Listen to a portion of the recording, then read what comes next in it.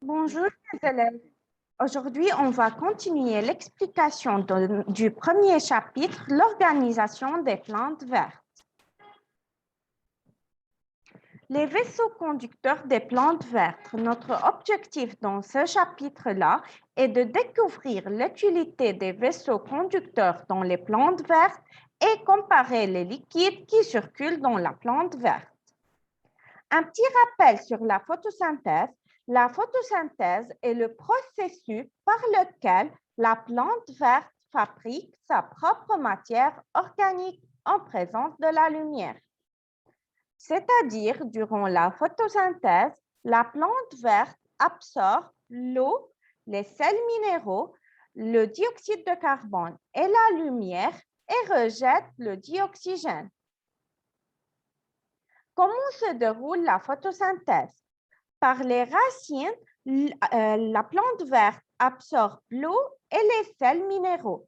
C'est la sève brute, c'est-à-dire c'est une matière minérale ou matière inorganique. La sève brute passe dans les feuilles.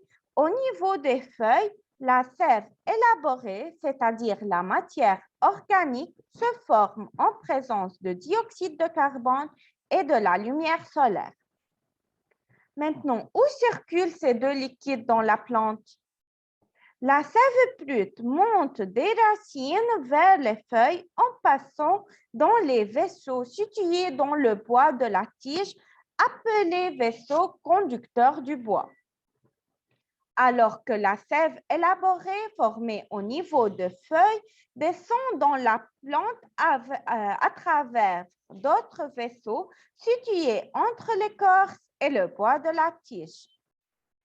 Une petite conclusion ou une conclusion générale, c'est la sève brute, c'est une matière inorganique, c'est-à-dire une matière minérale constituée de l'eau et de sels minéraux. Elle monte dans des vaisseaux conducteurs du poids. Alors que la sève élaborée, c'est la matière organique fabriquée par la plante verte, c'est-à-dire c'est le glucose qui descend dans les vaisseaux situés entre l'écorce et le bois. Merci pour votre attention et à la prochaine fois.